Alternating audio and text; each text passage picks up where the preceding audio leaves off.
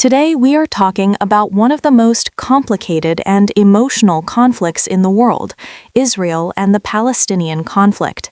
This conflict feels endless. People argue about it all the time, take sides, shout at each other, but very few actually try to understand what is really going on. So let's slow down and explain everything step by step in simple words.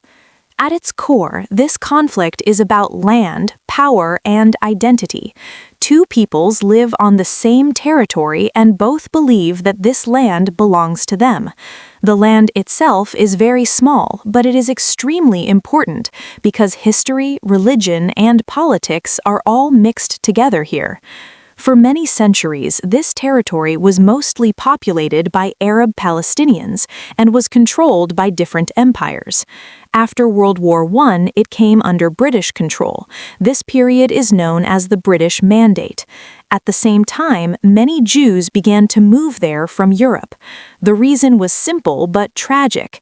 Jews were persecuted for centuries, and after the Holocaust during World War II, the need for a safe place became a matter of survival. The idea was that Jews needed their own state where they could protect themselves.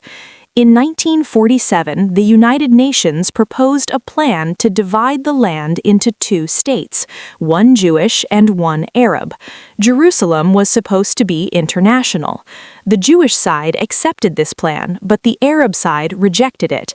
In 1948, the State of Israel was created, and immediately after that, a war began between Israel and neighboring Arab countries. Israel won this war. As a result, Israel became larger than originally planned. Many Palestinians lost their homes, and millions became refugees. For Palestinians, this moment is called the Nakba, which means catastrophe, and this trauma still shapes their identity today. Today, Palestinians mainly live in two areas, the West Bank and the Gaza Strip. These territories are not fully independent.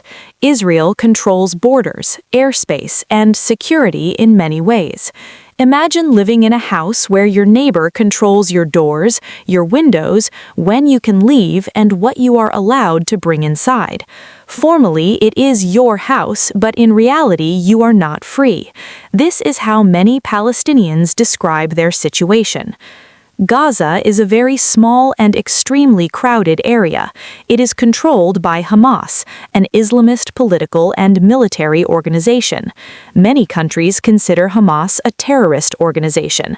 Hamas says it fights for Palestinian freedom, while Israel says Hamas wants to destroy Israel.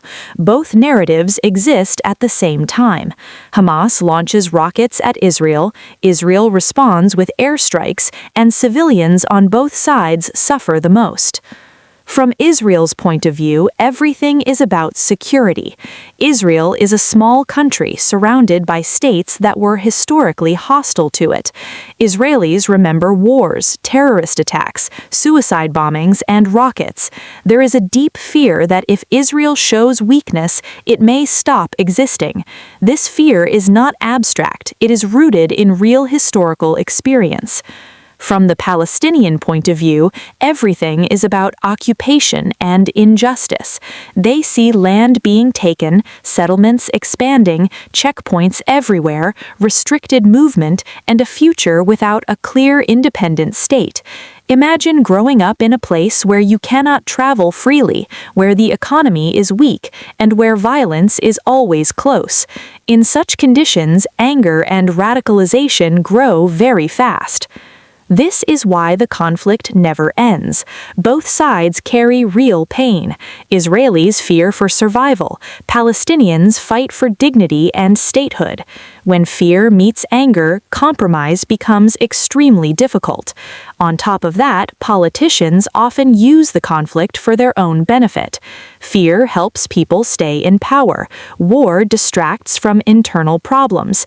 And external actors like the United States, Iran, and other regional powers interfere, turning a local conflict into a global political issue. The most important thing to understand is that this is not a movie with clear heroes and villains. Civilians on both sides suffer. Children die. Normal people just want to live their lives. But loud voices, weapons, ideology, and propaganda dominate the situation. Right now, the situation changes very fast. Information is incomplete, biased, and often manipulated. That's why it's important not to dehumanize people, not to oversimplify everything, and not to believe that violence has an easy solution. This conflict is not ancient hatred. It is a political problem that remained unresolved for too long, and the longer it lasts, the more lives it destroys.